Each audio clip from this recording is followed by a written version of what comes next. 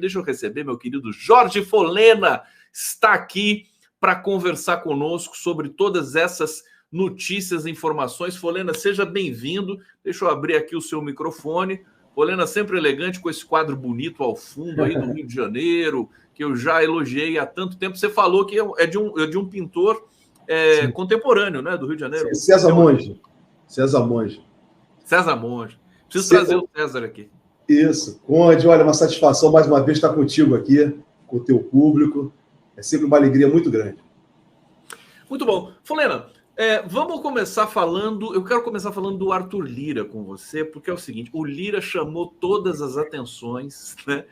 Aquele discurso de abertura dele já está mais do que consagrado e sabido que foi uma vergonha, né? Para o Congresso brasileiro, para o Brasil, ele ameaçando o governo. Aliás, vamos ouvir o Folena sobre, se você também teve essa percepção. Eu achei o Lira assustado. Acho que ele está perdendo um pouco do espaço político que ele constituiu. Afinal de contas, é o último ano dele na presidência da Câmara, que é uma presidência que vai ter vida curta, porque a partir de julho todo mundo vai estar preocupado com as eleições municipais. Fala um pouquinho para a gente sobre isso, Jorge Folena. Conde, olha... Eu comentei no Twitter exatamente isso, porque lembrei, na verdade, de Severino Cavalcante e Eduardo Cunha. Esses dois ex-presidentes da Câmara, que é exatamente da composição desse grupo, do Centrão, que ganharam grande força no controle, né, do parlamento, particularmente da Câmara, todos dois perderam a mão no equilíbrio das forças políticas. E o que aconteceu com os dois? Exatamente, os dois caíram. Né? Os dois caíram. Então, o Conde, essa ação do Lira, né, de certa forma, vem revelar um desespero, né, e partir para um confronto aberto, né, com o governo. O Lira, né, ele fez várias referências à Constituição. O parlamento tem que ser respeitado, que a Constituição tem que ser respeitada, mas a leitura da Constituição não é a que o Lira apresentou. Porque, na verdade, a Constituição brasileira, primeiro, não estabelece um parlamentarismo.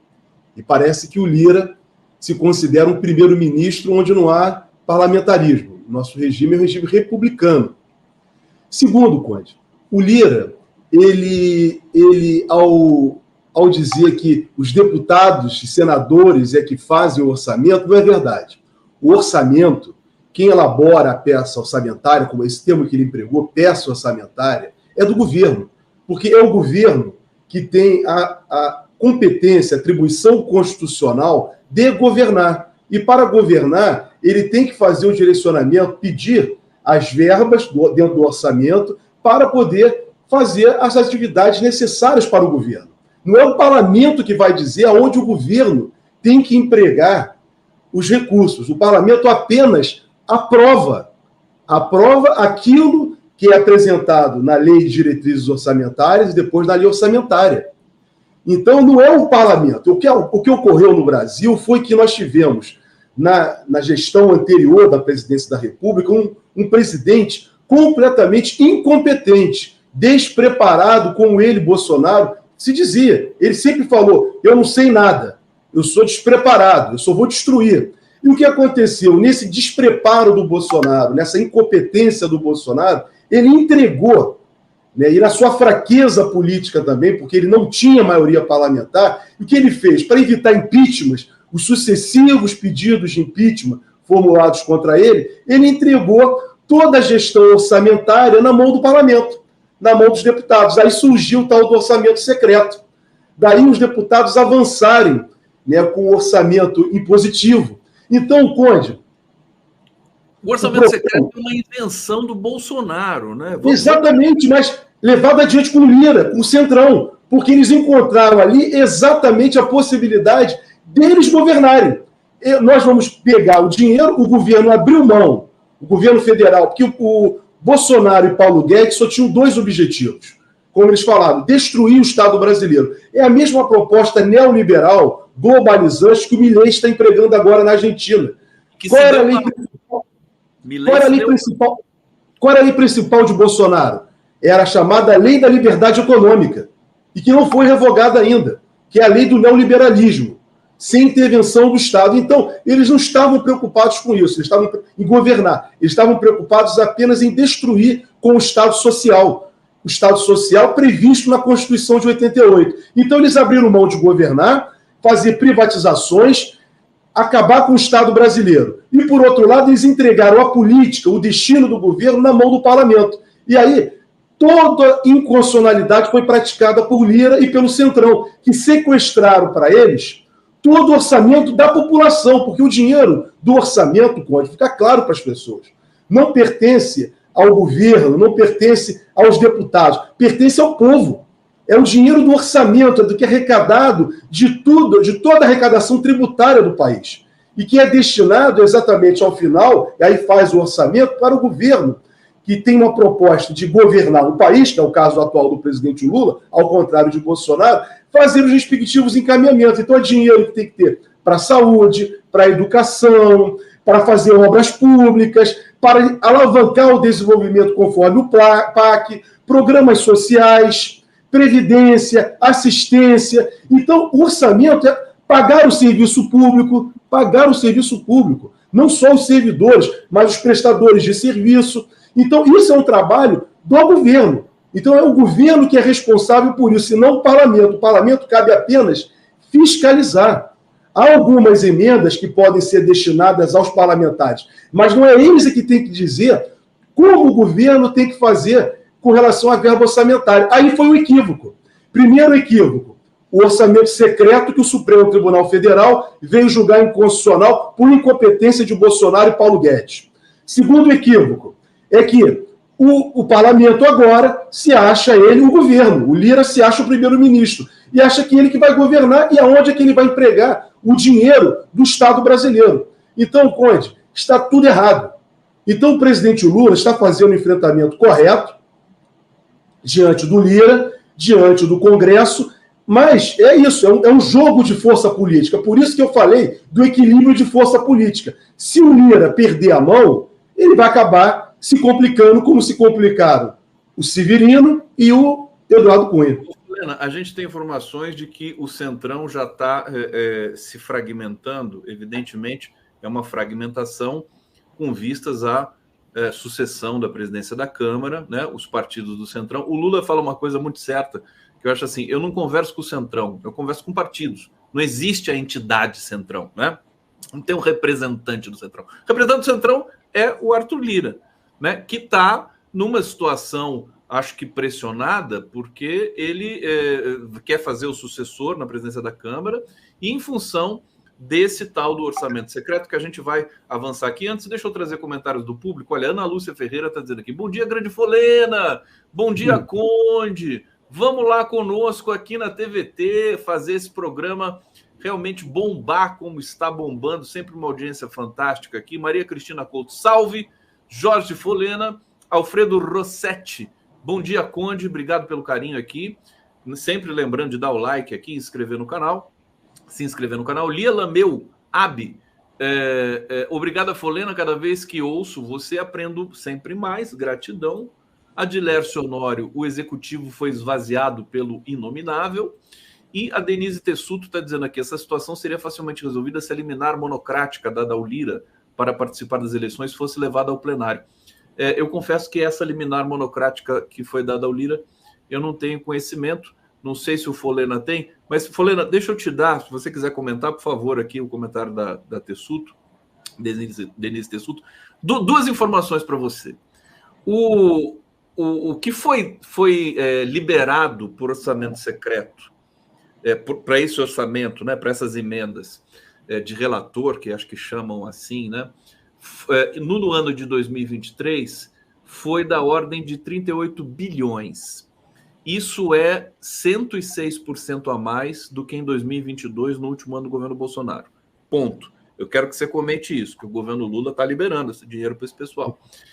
E a segunda coisa é que o presidente Lula, como é que ele vai se desvencilhar dessa chantagem permanente que aparece ali, vocalizada pelo presidente da Câmara, Arthur Lira?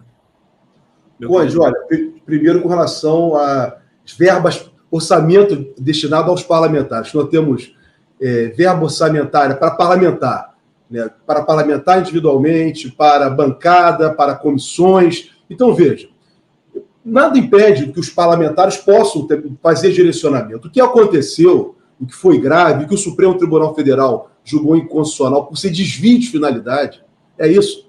É exatamente essas verbas, né, como foi constatado, tem sido sistematicamente constatado.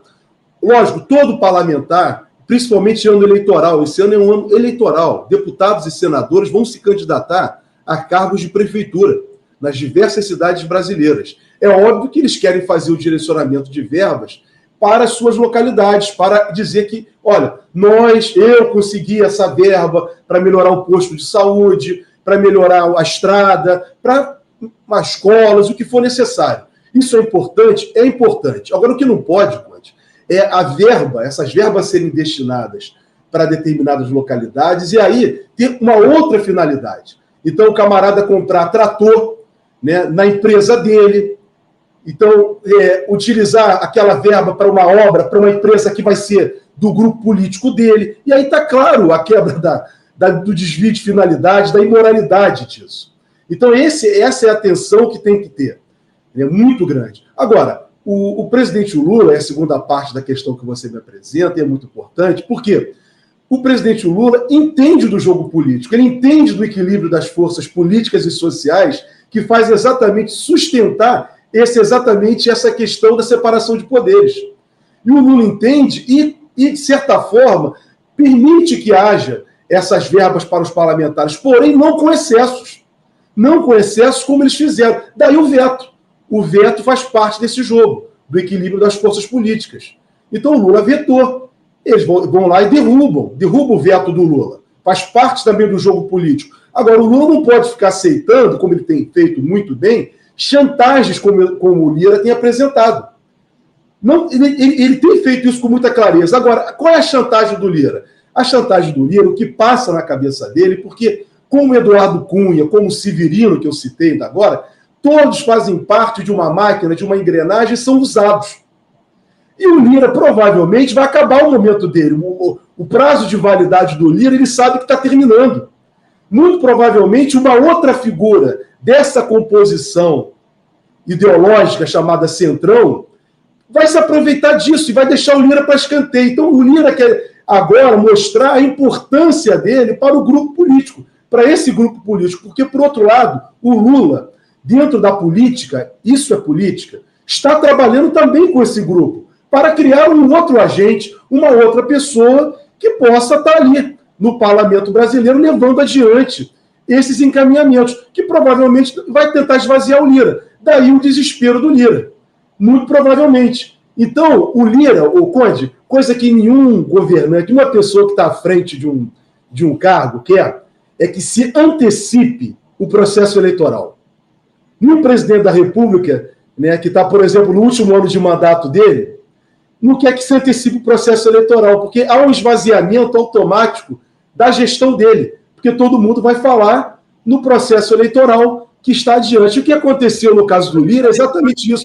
Houve uma antecipação do processo eleitoral da Câmara para 2024, algo que deveria ocorrer a partir do final do ano de 2024, janeiro, fevereiro de 2025. Daí o Lira também ficar, a meu juízo, desconfortável politicamente nessa situação, porque já é um esvaziamento do cargo dele, da presidência da Câmara dos Deputados. Exatamente. Ele está num mato sem cachorro, como se costuma dizer no interior, né? Porque ele não pode acelerar o processo sucessório, mas se ele não fizer isso, pelo menos nos bastidores, ele vai perder a sucessão. Ele está tentando fazer do Elmar Nascimento, do União Brasil, seu sucessor, mas existe, por exemplo, o Antônio Brito, do PSD, do Kassab, tem a simpatia do governo, tem conversado com o Lula, tem conversado com o governo, tem viajado com o Lula. Então, a coisa não é mole. Vocês acham que a vida do Lira é fácil? Também não é fácil. Deixa eu trazer aqui o Jô Miyagi,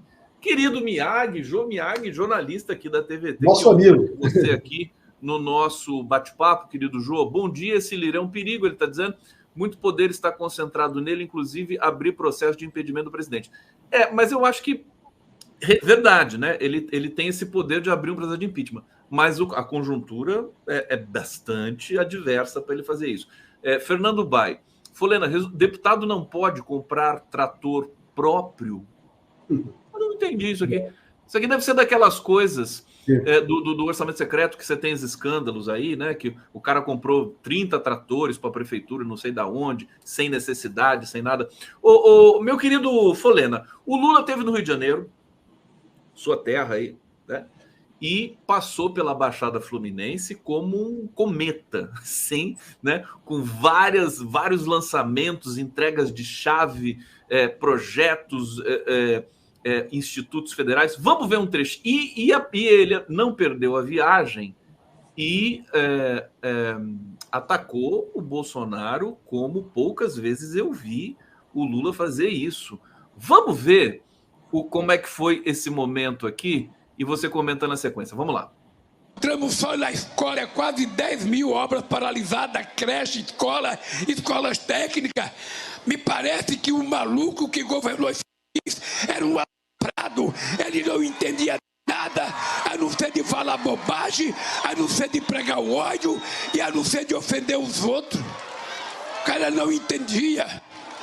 O cara deixou morrer 700 mil pessoas nesse país, dizendo que o Covid era uma gripezinha. Ignorante. Um cara ignorante como ele jamais deveria ter chegado à presidência da República. Ele deveria ter ido para outro lugar e de lá nunca mais sair. Era isso que ele deveria ter ido. Folena, eu confesso para você que quando eu vejo essa cena, eu dou risada, porque é ignorante, jamais deveria ter chegado ao presidente da República. Fala pra gente da passagem do Lula e desse... E a gente sabe que o Lula não joga palavras ao vento, né? Tudo tem um fundo estratégico aí. Explica pra gente como é que tá essa situação do Lula.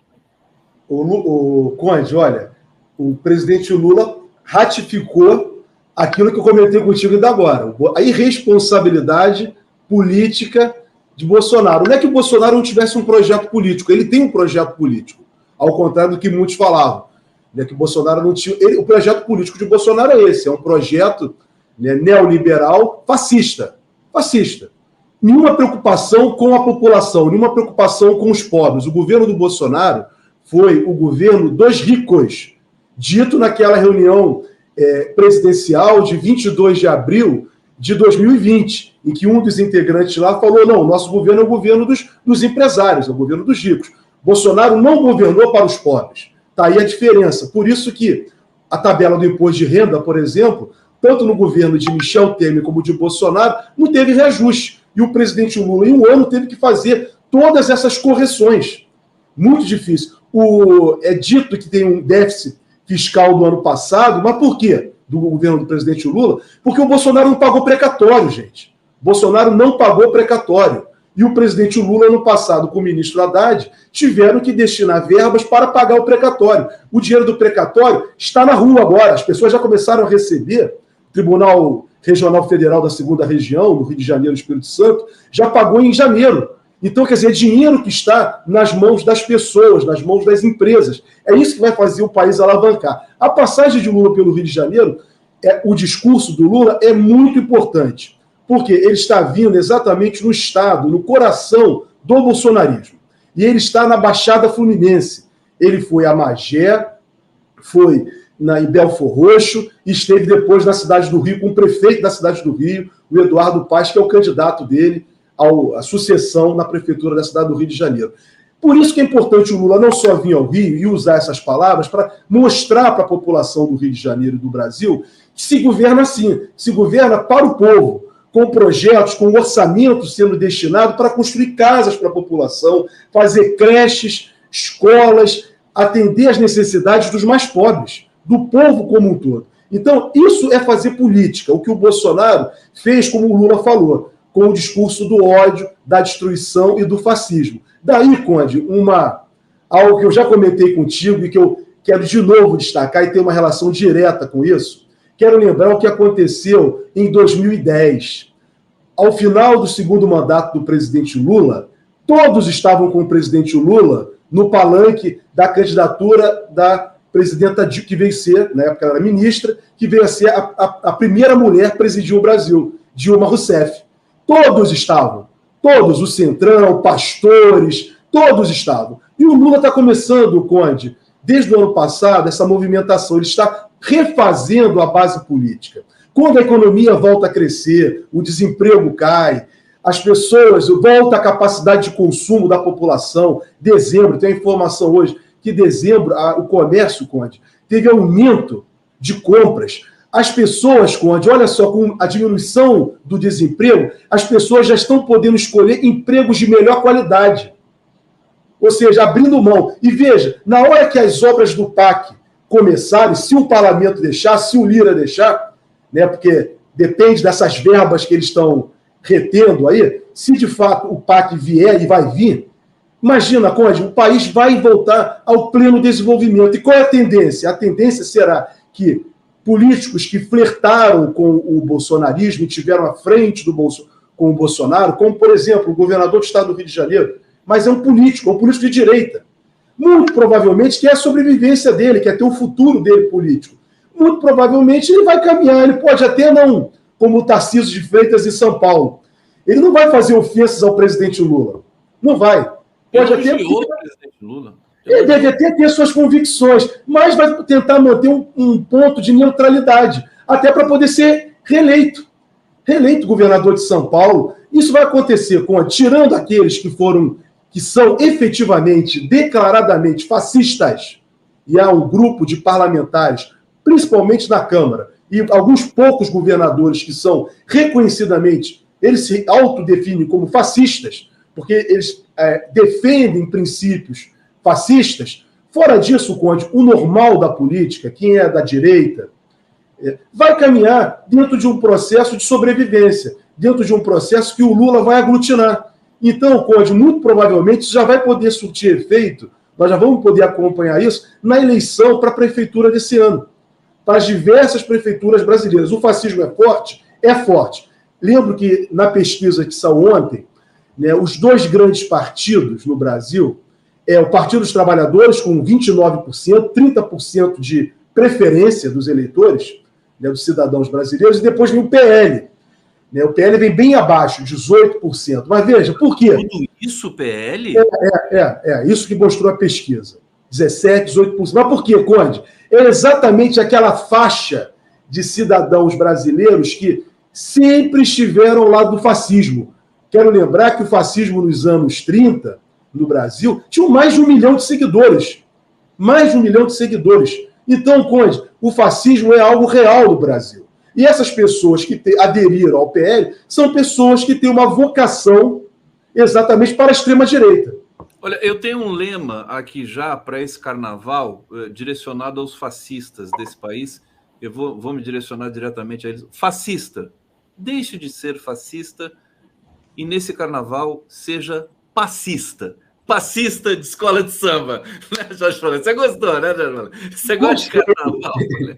Gostei, mas eles não gostam disso, Conde. Eles não gostam de coisa bonita. Eles não gostam. Ontem você vê, circulou na internet, me desculpa, mas uma moça agredindo e dizendo que eu sou de uma visão tradicional, que não sei o que. Então, quer dizer, Conde, nada contra a pessoa, ela pode ser o que ela quiser, mas as pessoas no Estado democrático de direito, elas têm que respeitar a pluralidade, respeitar as diferenças. E o fascista não sabe isso, ele não sabe respeitar. E não faz parte da vida dele respeitar diferenças. Eles nunca fizeram isso e nunca farão. O Bolsonaro é a melhor representação da extrema-direita, fascista. Agora Folena, no Brasil as pessoas não sabem direito o que é fascista, né? Não sabem muito bem o que é. É uma espécie de palavra que aglutina tudo que é coisa. Enfim, as pessoas não entendem. Ninguém se autodenomina fascista, porque tem um sentido que é negativo, isso é indubitável, né? Agora, já que eles não entendem muito bem o que é fascista, a gente pode chegar e falar, não, você é passista, rapaz. Você vai lá e desfila na escola de samba, e não tem nada disso, não, de ficar aqui com preconceito e tudo mais. Tem uma cena hoje, Folena, de um entregador que foi proibido de entrar no elevador. Você viu isso? Eu estou com as imagens aqui. Deixa eu mostrar isso aqui agora, porque isso aqui encaixa, né, como uma luva nesse comentário aí do Folena. Vamos ver aqui rapidamente. Dá licença. Você vai sair. Olha Eu só. abri o elevador pra você. O problema é seu. O problema é meu? Não tô te encostando, não tô fazendo nada de errado com você. Nada mesmo. Mas você não vai saber aqui, não. Por que eu não vou subir? Pela sua ousadia. Ousadia de quê? Me fala onde está a ousadia. Que não existe mais elevador de serviço. Eu falei que não tem mais elevador de serviço. Não existe, isso é uma lei. Agora, a senhora não sabe? Olha, eu fiquei impressionado com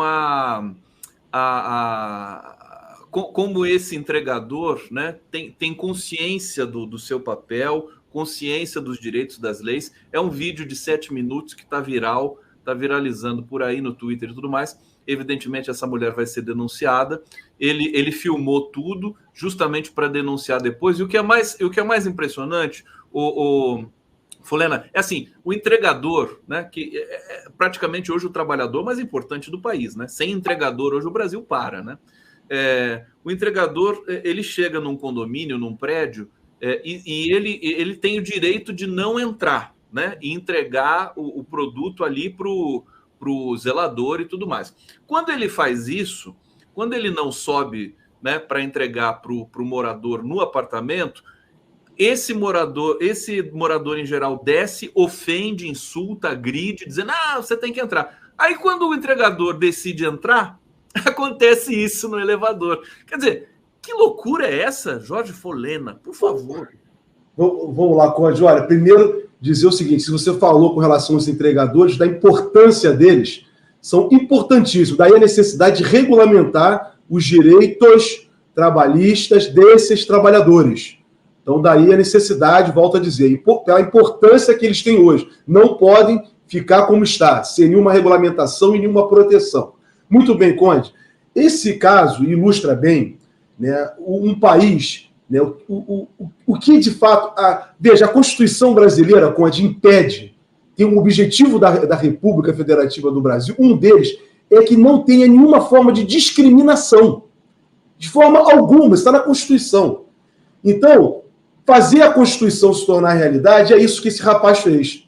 É exatamente exigir o cumprimento da lei maior do país e das demais leis que vêm exatamente regulamentando a Constituição. Impedir, né, expressar com educação, com respeito. Olha, isso não vai acontecer, a senhora está errada. Não é para fazer discriminação, eu tenho que trabalhar. Eu estou aqui exercendo a minha profissão, eu não posso ser prejudicado. E não tem que ter diferenciação. Não há essa diferenciação. Isso é tornar aquilo que está previsto na Constituição algo real. É dar efetividade ao texto constitucional. Então, Conde, o bolsonarismo, e aí vem a questão do fascismo, qual é a principal ideologia do bolsonarismo para o Brasil? É exatamente revogar os princípios da Constituição de 88, os princípios do Estado Democrático de Direito. O bolsonarismo é a representação do autoritarismo, de tudo aquilo que marca, né, uma sociedade excludente, e uma sociedade excludente que favorece o muito rico.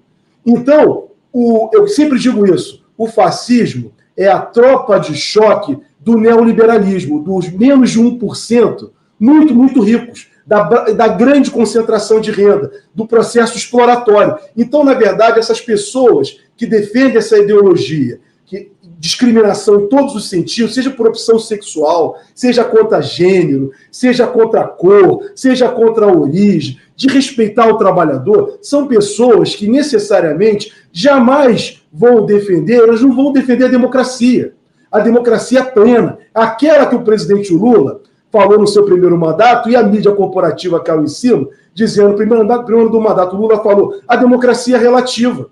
É relativa porque as pessoas não respeitam, não fazem com que os direitos fundamentais sejam materializados, sejam cumpridos, como, por exemplo, isso. Uma atitude que faz com que um jovem negro não possa entrar no elevador com uma outra pessoa branca ou qualquer que seja, é uma atitude antidemocrática, é uma atitude que só defende os muito ricos. Então, Conde, é isso que nós temos que orientar as pessoas. Daí a sua colocação com relação aos fascistas, as pessoas têm práticas fascistas e às vezes não sabem nem o que é o fascismo. Então, o fascismo, exatamente na sua diversa forma de manifestação, ele está encarnado nesse tipo de comportamento. Comportamento, mais uma vez, volto a dizer, por exemplo, de Bolsonaro, ao apontar a arma na direção do cidadão. Que agressão maior do que essa, Conde? Que é a prática mais violenta e antidemocrática? Então, tudo que o bolsonarismo representou no país é exatamente tudo que se tenta contra a Constituição de 88, que veio exatamente restabelecer a democracia no Brasil, o Estado de Direito e a pluralidade. A pluralidade. Então, esse é a nossa grande luta hoje. Não só que o presidente Lula está fazendo e comandando, não só recuperar a economia de um país muito rico. O Brasil é um país muito rico, muito potente, e esses camaradas destruíram isso, impediram que o Brasil deixasse de ser a 6ª economia para a 12ª economia, né? E prejudicando os trabalhadores. Veja, Conde, a mais-valia, vamos colocar assim, a transferência de dinheiro dos pobres para os ricos no governo de Michel Temer e principalmente de Bolsonaro foi uma coisa absurda. O melhor exemplo para que todos possam compreender é a tabela do imposto de renda. Você veja, as pessoas ganhando menos de 2 salários mínimos pagando imposto de renda. E os milionários não pagando nenhum centavo de imposto de renda, Conde. Então, veja, isso é exploração brutal. Então, esses governos que atacam a democracia, atacam, né, se dizem moralistas, né, não respeitam as diferenças, eles, na verdade, estão totalmente a serviço dos muito ricos. Então, por isso a necessidade, como você bem colocou, de instruir essas pessoas. Ontem eu conversei com um amigo meu, né, que me confidenciou, o Jorge, durante muito tempo eu fui de direita, de extrema direita, sem saber. Quando eu comecei a compreender o processo exploratório, comecei a ouvir mais, a entender que eu estava sendo massacrado, eu mudei totalmente. Hoje eu defendo todas as pautas sociais. Ou seja, eu brinquei, disse para ele na hora, você é um homem que se tornou esclarecido. Você é um homem novo. Você é um homem que compreendeu o processo de exploração em curso na humanidade. Que coisa fantástica que o Folena está dizendo para a gente aqui, esse depoimento desse amigo. Quer dizer, a pessoa é fascista sem saber, a pessoa é de extrema-direita sem saber. Precisa ser politizada, precisa ter acesso à informação para saber. Isso é muito terrível mesmo. A gente não domina essa dimensão, né, da subjetividade. A gente precisa educar, né? Porque se deixar, né, a espécie falar, a gente está vendo que o sujeito, a espécie humana, é uma coisa terrível, né? Que está acontecendo em Gaza ali, né? É uma coisa que diz respeito a todos nós, enquanto sujeitos, cidadãos do mundo e tudo mais. Bom, o papo está ótimo com o Jorge Folena aqui hoje. Vamos para o bate-papo. O Edson Antunes Lira sentiu que a opinião pública não está com ele. É verdade, a própria pesquisa que você citou, Folena Atlas, né? Diz que o Moro é o político mais rejeitado do Brasil e o Lira é o segundo político mais rejeitado do Brasil. Só perto para o Moro. Trajano Candelária, deveria ter ido para outro lugar, foi fino. O Lula falando do Bolsonaro, né? O Lula, até quando o Lula xinga, ele é fofo, né, o Folena? É ignorante, mas assim, não vai para o insulto direto, né? Isaac Silveira, Bolsonaro, Milei, Netanyahu, Zelensky, Guaidó, todos foram patrocinados pelo Império. Que turma, hein? Nossa Senhora, faz um Big Brother com essa turma aqui pra gente ver o que acontece. Ana Simpson, Lula é mídias. Peraí. Lula e mídias devem ficar e enfatizar o rombo que o Bolsonaro deixou e o Lula pagou e tá pagando, né? E todos nós estamos pagando, na verdade, né? Jorge Fialho, o inominável do orçamento secreto corrupto tem que ser investigado. Rizoma, conexões, consultorias sistêmicas. Será que é o meu querido amigo Carlos, que é astrólogo, que está aqui? Está colaborando conosco aqui. O Carlos Armite, que é uma figura sensacional. Não sei se é ele. Fernando Pulga, muito boa conversa. Folena, não vai dar tempo da gente aprofundar a questão do Toffoli, porque estamos chegando no finalzinho. Mas explica para a gente o que está circulando. Por que o Toffoli incendiou Brasília com essas decisões, inclusive de investigação, a meu ver, muito justa, com relação à transparência internacional? Só que esse pedido foi apresentado pelo Rui Falcão em 2021, não é uma coisa nova. E aí? Conde, olha, vamos lá. Primeiro, rapidamente, dizer o seguinte, por essas coisas todas que estão vindo a público, que eu sempre defendi contigo aqui, já há muito tempo, uma CPI da Lava Jato. porque são muitas conexões externas e internas. Só uma investigação política, jurídica vai ser necessário para a gente ter a dimensão do que foi a Lava Jato contra a soberania do Brasil e o interesse dos trabalhadores brasileiros. 4 milhões de trabalhadores perderam o emprego por responsabilidade da Lava Jato. Sérgio Moro, Dallagnol e companhia. Eles têm que ser responsabilizados, todos eles. Muito bem, Conde. Dito isso, vamos agora à questão do Toffoli, que é muito importante. Eu li a decisão do caso da Odebrecht. Eu considerei, Conde, muito oportuna a decisão. Já tinha uma decisão anterior da JF e agora temos a da Odebrecht, cancelando o acordo de delação, né? Que foi, na verdade, Conde, está muito claro, algo que nós já sabíamos. Todas as delações, todos os acordos, tanto na parte criminal como na parte civil, os acordos de leniência, foram obtidos mediante chantagem. Foi praticado chantagem, coação por parte da Força-Tarefa junto com o juiz que comandava a Operação Lava Jato. Aquilo não foi uma ação promovida dentro do Estado Democrático de Direito, pelo sistema de justiça democrático republicano. Aquilo foi uma ação patrocinada por um grupo com interesses políticos e contra os interesses do Brasil. Daí eles chantagearem sistematicamente as pessoas. E as pessoas, assim, prestavam delações indevidas e inexistentes, fatos inexistentes que eles utilizavam para processar e condenar indevidamente uma série de políticos, uma série de empresários, uma série de pessoas no Brasil.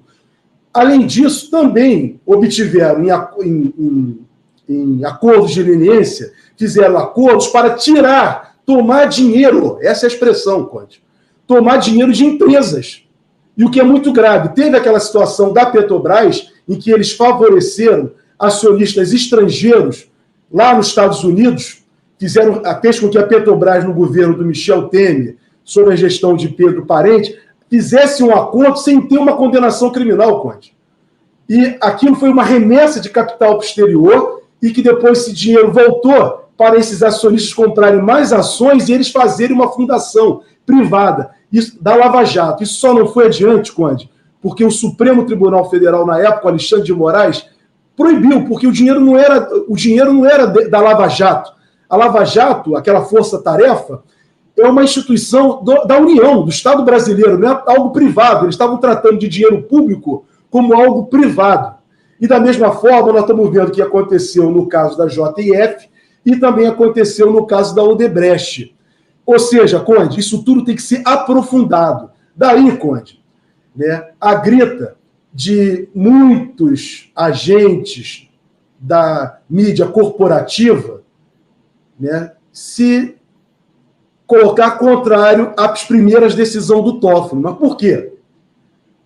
Porque muita gente, Conde, né, tem que ser investigada. Muita gente fez livro, muita gente teve divulgação, aumento de salário, muita gente circulou em torno daquilo. Inclusive, que nós conversamos semana passada, essa ONG, Transparência Internacional, que, como eu te disse, não tem nada de transparente, seja no mundo e aqui no Brasil. Não tem. O trabalho dessas ONGs são exatamente, né, o trabalho principal é atingir a soberania, enfraquecer a soberania do país. E, com isso, principalmente, atacar os governantes que têm exatamente uma visão de um país soberano. Ou não, Conde? Não, eu quero só completar o que você está falando, né? E a gente vai para a transição aqui no 11 News. A Transparência Internacional me parece um instrumento do imperialismo de produzir golpes judiciais pelo mundo. O papel que ela exerceu aqui no Brasil é similar ao da Lava Jato. Só isso que eu penso. Meu querido, Conde, parece que eles trabalharam juntos. Trabalharam juntos. O Toffoli agora tirou o sigilo. Sem sigilo, exatamente, aí as coisas poderão vir ao público, como aconteceu na Operação Sputnik. Só para terminar, para dizer o seguinte, Conde, olha o trabalho, a importância daquele rapaz que foi o Delgatti. Você está falando do Delgatti. Eu não estou falando da pessoa privada dele, mas do que ele né? Se ele não tivesse exatamente, quando da mesma forma do Snowden, né? Essas pessoas, o que está se passando com a Assange, está se passando com a Assange, essas pessoas tiveram uma importância muito grande na história mundial e também na história do Brasil. A Operação Sputnik fez uma mudança. Quem era herói, agora é isso que a pesquisa revelou. O político mais rejeitado da história do Brasil. Rejeitado, prestes a ser caçado. Acessem o Twitter do Jorge Folena, está aqui na tela para vocês. Coloquei no bate-papo também. Obrigado, Folena! Sempre muito bom conversar contigo, sempre aqui no entusiasmo, numa força, numa intensidade que é muito importante para a nossa produção de consciência política e do debate público no Brasil. Vamos para a transição aqui no 11 News. Super abraço! Abraço, irmão. Bom carnaval para todos.